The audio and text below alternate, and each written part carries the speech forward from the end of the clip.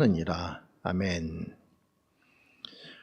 빌립보서 2장 1절에 11절 말씀 가지고 겸손한 하나님의 사랑이라는 제목으로 함께 말씀 나누도록 하겠습니다. 한 주간 잘 지내셨습니까? 잘 지내셨습니까? 날씨가 좀 괜찮습니다. 12월인데도 좀 포근한 날씨고요. 근데 이제 학생들이 요즘 좀 어렵습니다. 왜냐면 시험 기간입니다. 기말고사 시험 기간인데, 그래 지난주에 우리 청년 리더와 또 집사님과 함께 학교 가서 이제 학생들 좀 격려하는 시간 가졌는데요. 아이들이 이제 도서관에 공부하는데 시험 보고 오는데 아이들이 다 이러고 오는 거예요. 근데 교수님들이 볼 때는 교수님들이 좀 여유로우신데 학생들은 한 문제 틀렸다고, 두 문제 틀린 애들은 이러고 오는 겁니다. 그러면서 목사님 아직도 시험이 6개 남았습니다. 7개 남았습니다. 안타깝죠? 내일까지 그리고 모레까지 시험이 있답니다. 우리 학생들이 마지막 학기 잘 보낼 수 있도록, 그리고 마무리하고 그 가운데 하나님 인도하심이 있도록 여러분께서 기도해 주시기를 바랍니다. 여러분, 하나님께서 사람들을 사용하시는데요, 하나님께서 쓰시는 사람은 어떤 사람을 쓰실까요? 그래서 시험 봐서 100점인 사람을 하나님이 쓰실까요? 아니면은 뭐래도 한 문제만 틀린 사람은 쓰실까요? 아니면 지혜가 있는 사람을 쓰실까요? 아니면 능력, 힘 있는 사람을 쓰실까요? 여러분 생각에는 만약에 하나님께서 여러분을 쓰신다면 여러분에게 만약에 필요한 게 있다면 무엇이 있을까요? 나도 하나님께 좀 쓰임받고 싶은데 어떻게 하면 좋을까? 나는 어떻게 하면 하나님께 쓰임받을까? 이런 생각 해보셨습니까?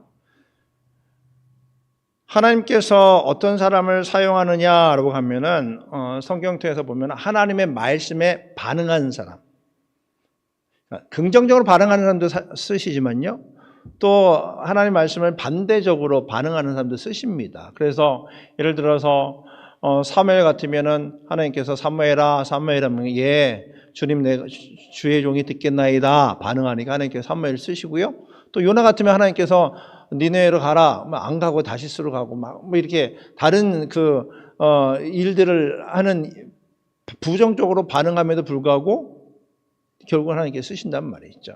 하나님의 말씀을 반응한 사람을 하나님께서 쓰신단 말입니다. 이 빌립보서를 오늘 읽었는데, 빌립보서는요, 빌립보 교회는 루디아라는 자매를 통해서 교회가 시작됩니다. 사도행전 16장 보면 루디아가 사도 바울을 만나게 되고, 그리고 그 사도 바울의 복음 전하는 것을 듣고, 그리고 거기에 적극적으로 반응했을 때 하나님께서 그를 사용한단 말이죠. 사도행전 16장 14절에 15절 말씀 한번 보십시오. 거기 보면은 옷감 장사라는 그 루디아가 있었습니다. 이 옷감 장사, 그러니까 비즈니스하는 자매였죠. 그런데 자매가 하나님을 섬기고 또 하나님을 믿던 자매였는데, 그런데 사도 바울을 통해서 복음을 듣게 됩니다. 그리고 복음을 듣고 나서 그가 가족들을 다 초대해요. 그리고 같이 복음 듣고 같이 세례받고, 그 다음에 사도 바울에게 이런 얘기를 합니다. 우리가 청하여 이르되 만일 나를 주를 믿는 자로 알거든 내 집에 들어와 유하라 하고 강권하여 머물게 하니라. 그러니까 비즈니스하는 자매라든지 조금 우리가 이렇게 좀 적극적입니다. 적극적으로 자신을 표현하고요. 그리고 사도 바울의 말씀에 확실하게 반응을 합니다. 그러니까는 복음을 듣고 그리고 세례를 받고, 그러는 사도 바울한테 우리 집에 유하십시오. 내가 말씀 듣고 싶습니다. 여기서 쉬다가 또 복음 전하러 가십시오. 강권해서 그를 집에 머물게 하죠. 그러니까 믿음 생활은요, 때는 좀 적극적인 표현이 필요합니다. 표현하는 겁니다. 그래서 내가 하나님 내 마음을 표현하고, 그리고 나의 소원을 하나님께 과감하게 좀 표현한 거죠. 하나님, 내가 필요합니다. 하나님의 도우심이 필요합니다. 하나님의 은혜가 필요합니다. 내가 하나님의 말씀을 듣고 싶습니다. 내가 하나님께 쓰임받고 싶습니다. 적극적으로 그것을 표현하고 나갈 때에 그들을 가운데 하나님께서 함께 하시고 은혜를 부어주신다는 것이죠. 우리가 지금 2024년 12월 보내고 있습니다. 그럼 어떻습니까? 여러분, 2024년도 여러분의 신앙생활은 어땠습니까? 20전에 스스로 점검해 보아야 됩니다. 내가 올 한해 좀 적극적으로 살았는가? 특히 하나님 앞에 적극적으로 나아가서 말씀에 반응하고 나의 소원함을 가지고 하나님께 나왔는가? 하나님, 내가 이것이 필요합니다. 내가 하나님의 은혜를 누리고 싶습니다. 하나님, 나에게도 뜨거운 열정을 주십시오. 하나님 말씀대로 반응할 수 있도록 나에게도 함께 해 주십시오. 라고 고백했는지, 아니면 정말 예전에는 하나님의 은혜를 사모하고 예전에는 열정적으로 하나님의 말씀에 반응했었는데, 근데 그거에 비하면 예전에 사모함과 열정이 사라지고 있지는 않은지 한번 점검해 봐야 된단 말이죠. 성경에서는 우리에게 하나님의 말씀 가운데 믿음으로 반응하기를 요청합니다. 그래서 빌립보서 2장 13절 오늘 말씀을 읽은 뒷부분에도 이렇게 기록되고 있죠. 한번 같이 읽어볼까요? 시작. 너희 안에서 행하시는 이는 하나님이시니 자기의 기쁘신 뜻을 위하여 너희에게 소원을 두고 행하게 하시나니. 아멘. 하나님께서요, 하나님 뜻이 있습니다. 그래서 우리에게 소원함을 주는 겁니다. 소원함을 주셔서 하나님, 내가 이 소원이 있습니다. 바람이 있습니다. 이것도 하나님께서 지금 일하시는 하나님이신데 그 하나님께서 자기의 기쁘신 뜻을 위하여 하나님의 뜻이 있으셔서 저와 여러분에게 소원함도 주시고 또 기도하게 하시고 하나님의 도우심을 구하게 했다는 것이죠. 시편 145편에도 동일하게 기록되고 있습니다. 145편 19절 말씀 같이 읽어볼까요? 시작. 자기를 경외하는 자들의 소원을 이루시며 또 그들의 부르짖는 것을 들으사 구원하시리로다. 아멘. 주를 경외하는 자들에게 소원을 주시고 그 소원을 이루어 주신다. 그 소원을 이루어 주심으로 말미암아 그들의 부르짖음을 들으사 구원하시리로다. 그러니까 저와 여러분이 하나님 앞에 나왔을 때 어떠한 소원함을 갖고 나오는지 점검해 보십시오. 정말 급하고 도우심이 필요하면 하나님 앞에 나와 부르짖을 수밖에 없습니다. 하나님, 내가 좀 하나님의 은혜가 필요합니다. 하나님 도우심이 필요합니다. 하나님 나에게 은혜를 베풀어 주십시오. 내가 하나님의 은혜를 받아서 하나님과 함께 살아갈 수 있도록 나에게 그 소원을 주시고 그 소원을 이루어 주십시오. 그러면 그 가운데 하나님의 일하심과 하나님의 함께 하심을 경험하는 우리 모두가 될 줄 믿습니다. 주 안에서 날로 새로워지고 하나님의 은혜를 사모하며 나가는 우리 모두가 되기를 원합니다.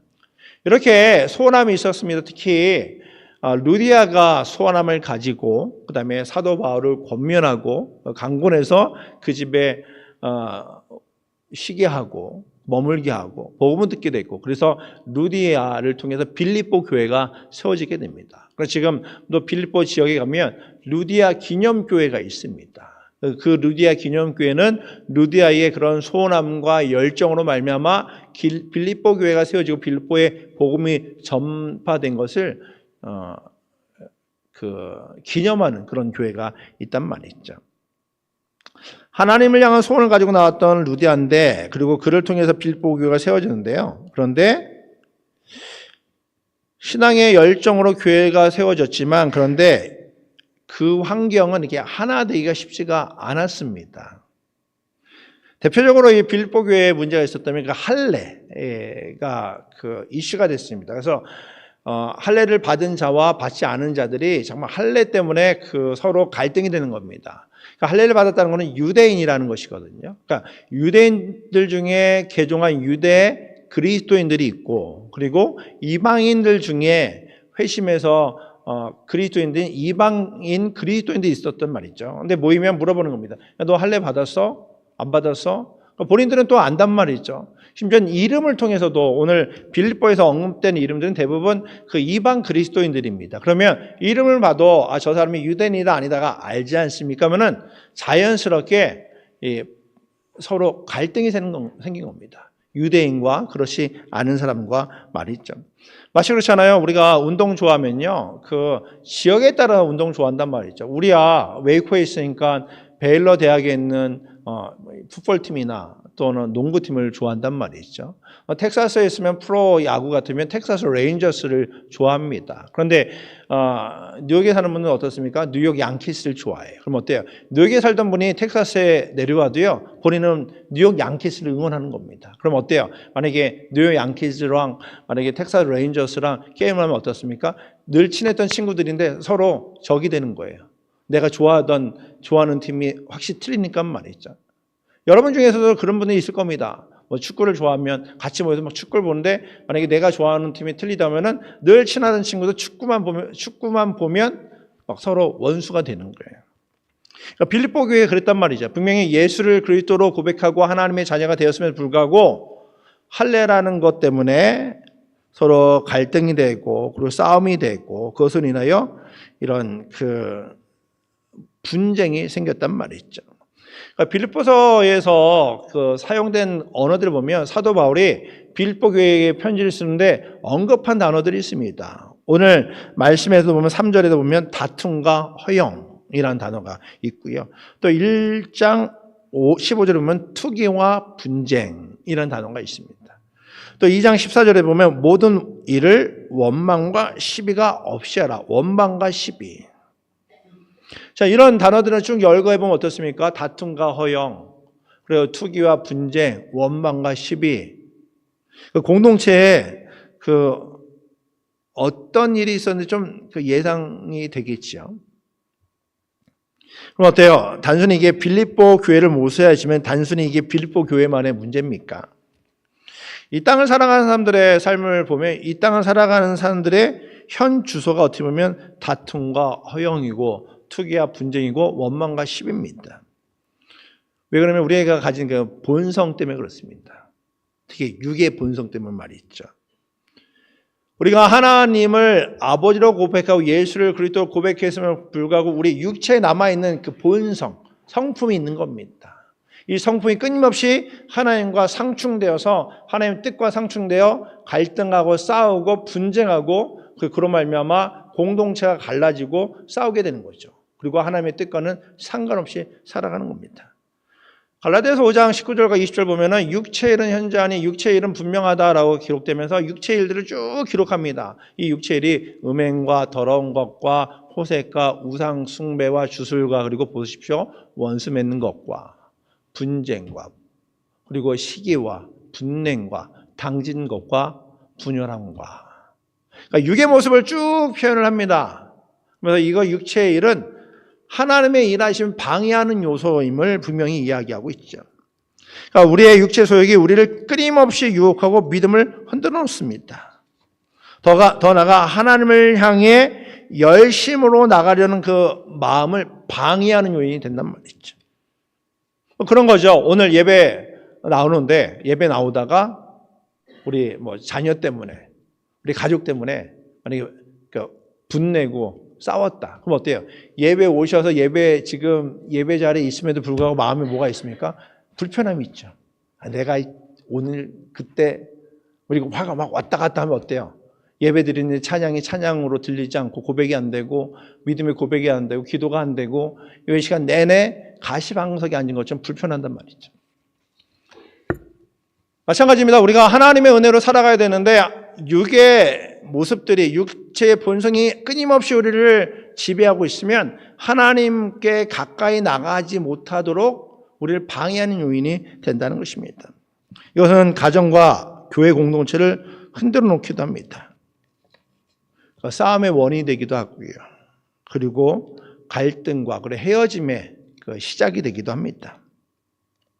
그때 우리가 성경을 읽고 그리고 예배드리고 말씀을 묵상할 때마다 우리가 점검해야 되죠. 지금은 우리는 어떤 자세를 가지고 있는지 말이죠.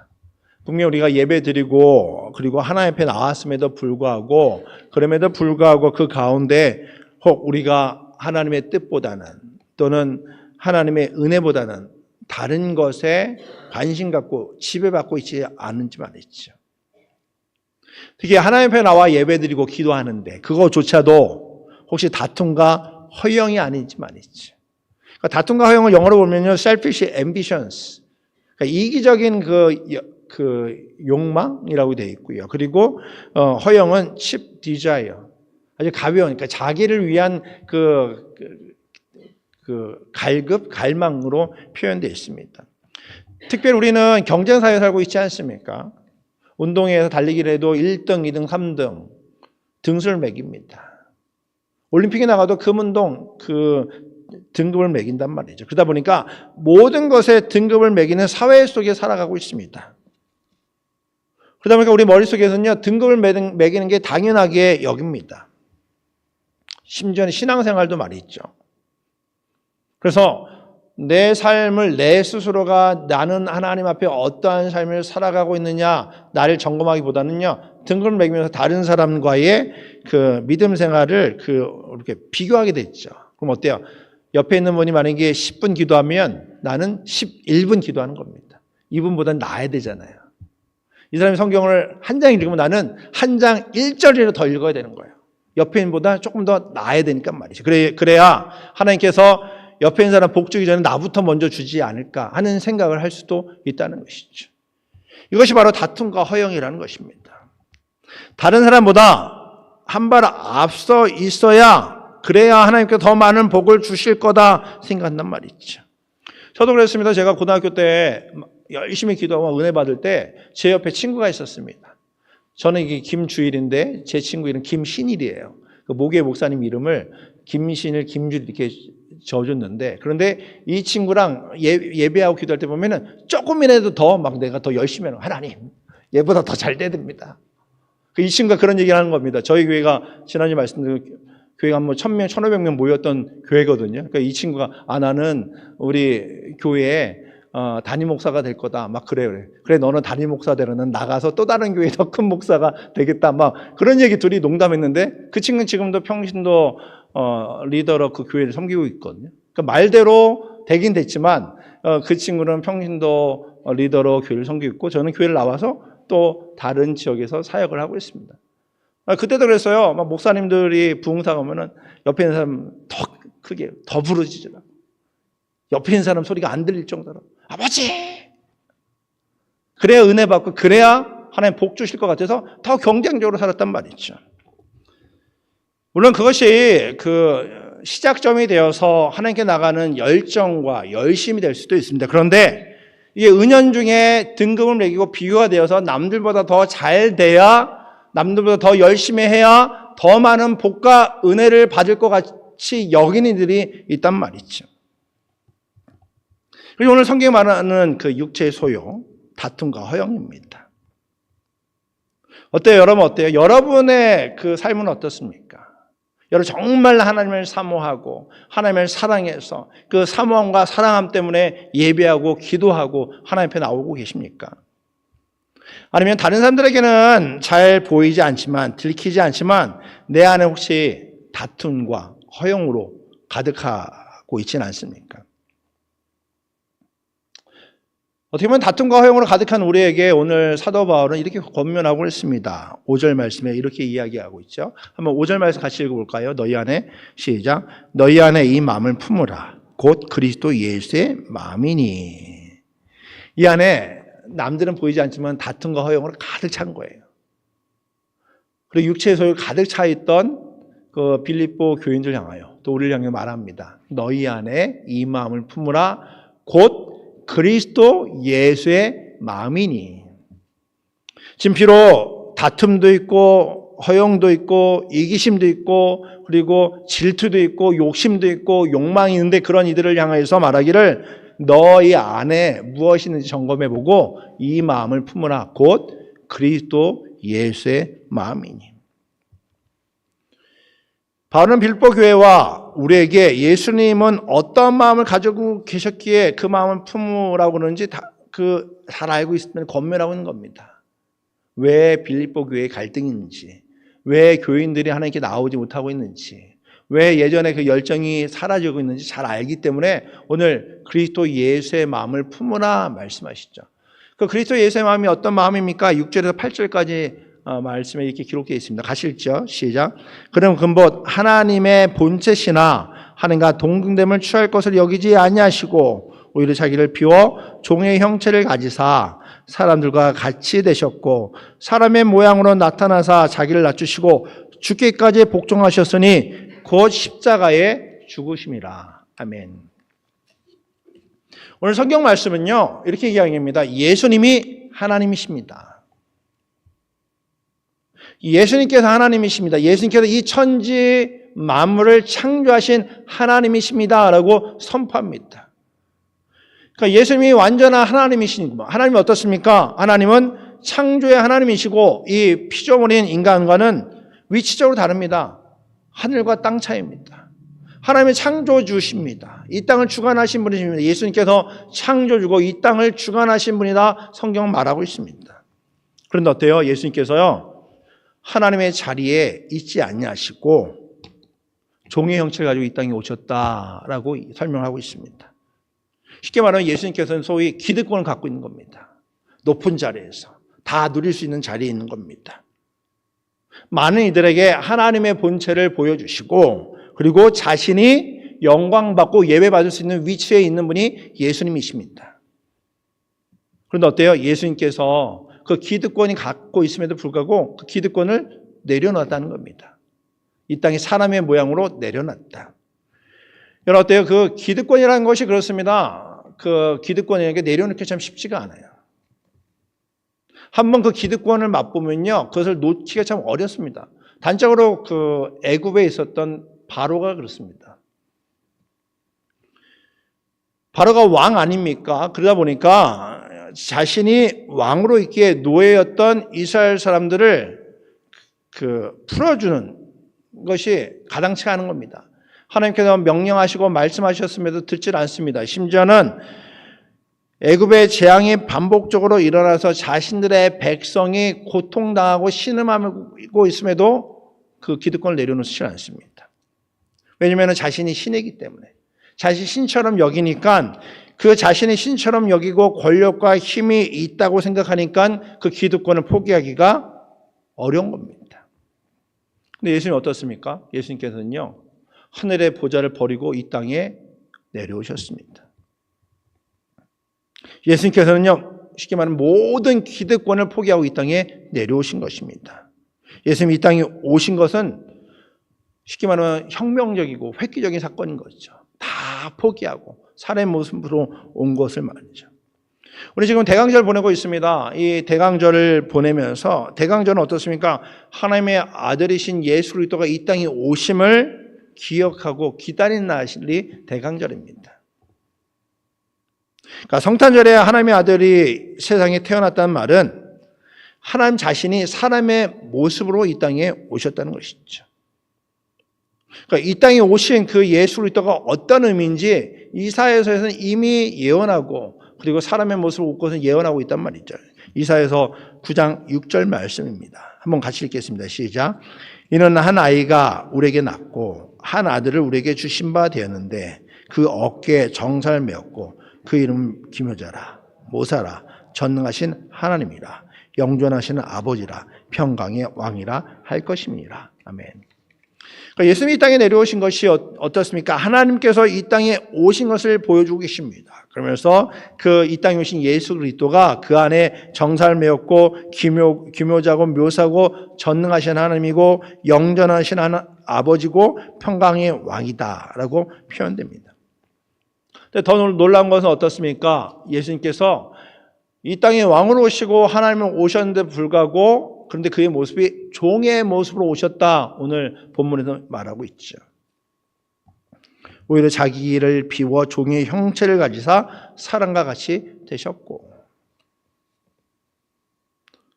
당신에게 있는 모든 영광을 다 포기하고 종의 모습으로 종의 모습을 입고 세상에 사람으로 오셨다는 겁니다.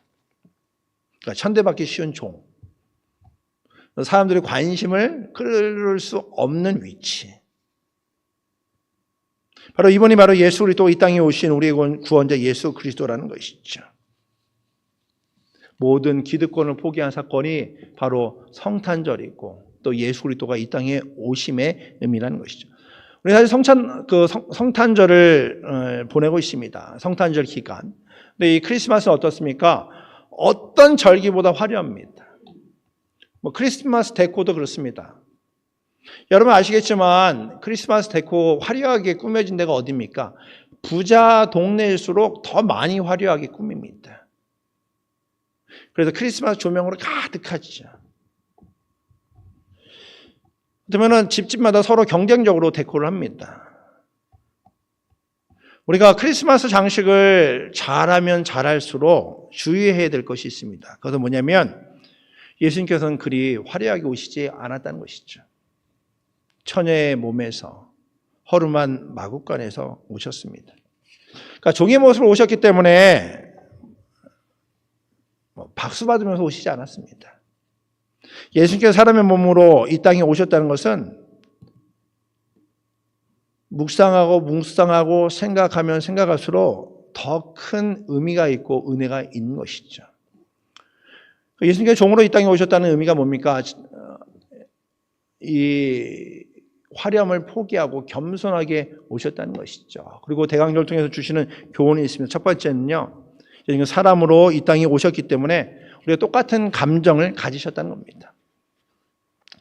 하늘에 계신 하나님께서 하늘에만 계시다라고 생각하시면 저와 여러분의 어려움과 아픔을 잘 모르실 것 같습니다.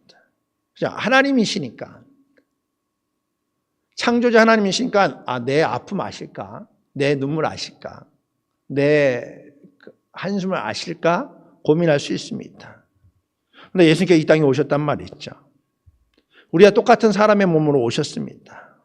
그 사람의 감정과 그리고 사람의 그 경험할 수 있는 모든 것들을 다 경험하셨습니다. 그러니까 십자가의 사건을 통해서 어떤 것이 고통이고 죽음이 무엇인지 아셨습니다.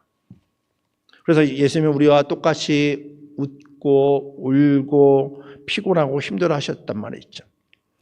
그렇기 때문에 우리의 감정, 아픔 예수님 다 아십니다. 그러니까 여러분이 무엇 때문에 아파하시는지, 여러분 무엇 때문에 힘들어하는지, 무엇 때문에 눈물을 흘리는지 예수님께서는요 다 아신다는 것이죠. 왜냐? 사람의 모습으로 오셨기 때문에.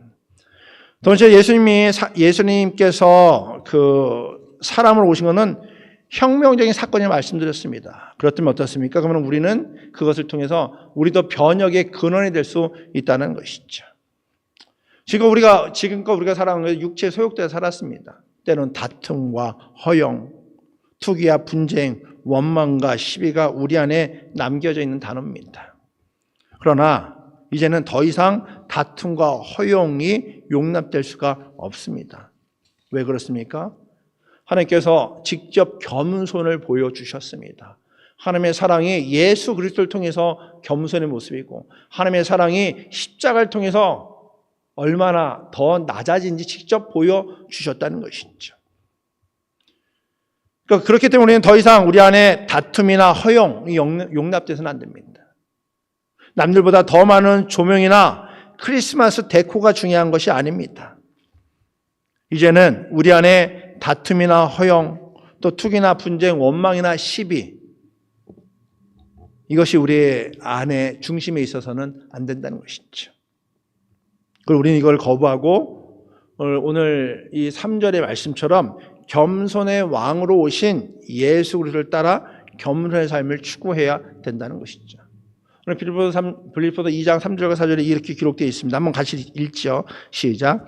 오직 겸손한 마음으로 각각 자기보다 남을 낮게 여기고 각각 자기를 돌볼 뿐더러 또한 각각 다른 사람들의 일을 돌보아 나의 기쁨을 충만하게 하라. 여러분, 세상은요 다툼과 허용이 가득합니다. 그로 인해 갈등하고 싸움하고 전쟁하는 것이 세상의 모습입니다. 그런데 한 가지 소망이 있습니다. 그 소망이 무엇입니까? 그것은 예수님께서 죄 많은 세상 속에 오셨습니다. 사람의 모습으로 오신 예수님은요, 우리의 아픔과 눈물을 누구보다 잘 알고 계십니다. 그리고 우리 또한 예수 그리스도처럼 이 땅에서 겸손하게 살아가기를 원하고 계십니다.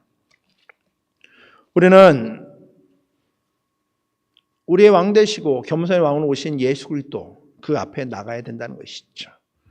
그러니까 예수님의 참된 위로를 경험하기 위해서 우리의 아픔을 가지고 눈물 가지고 주님께 나가는 겁니다. 그리고 예수님께서 직접 종으로 오셔서 십자가의 죽음으로 겸손을 보여주셨습니다. 그렇다면 종으로 오신 예수님처럼 우리도 겸손함으로 예수님처럼 이웃을 섬기고 또 사랑을 나누는 계절이 되어야 된다는 것이죠. 이번 한 주 살아갈 때에 한번 주위를 돌아보십시오. 그리고 여러분이 섬겨야 될 이웃과 가족과 그리고 형제들이 있다면 그들에게 겸손함으로 나가십시오. 그러면 그 가운데 하나님의 은혜와 사랑을 나누는 복의 통로를 쓰임받는 저와 여러분 될 줄 믿습니다. 기도하겠습니다. 겸손의 왕으로 오신 예수 그리스도를 찬양합니다. 그분이 우리의 구원자 되시 참으로 감사합니다. 사람의 몸으로 이 땅에 오시니 감사합니다. 예수 그리스도를 통해서 하나님을 경험케 하신 참으로 감사합니다. 또 예수 그리스도를 통해서 하나님의 구원을 믿고 고백하게 하신 참으로 감사합니다. 우리가 이 땅을 살아갈 때에 때로는 다툼이 있고 허용이 있습니다. 시기와 질투와 분쟁과 싸움이 있습니다. 그런 삶을 살아가는 것이 우리의 모습이었습니다. 그것이 육체의 모습입니다. 이제는 더 이상 다툼과 허용에 휘둘리는 것이 아니라 오직 예수 그리스도만 바라보며 우리의 구원자 되신 예수 그리스도와 함께 살아가는 우리 모두가 되게 하여 주시옵소서. 이번 한 주간 성탄을 기다리며 시간을 보내는 대강절을 맞이해서 우리가 겸손의 왕을 따라서 세상에서 이웃을 섬기고 또 세상을 섬기는 그리스도인 될 수 있도록 주께서 함께해 주시옵소서. 하나님께서 은혜 주실 줄 믿습니다. 감사합니다. 예수 그리스도 이름으로 기도드립니다. 아멘.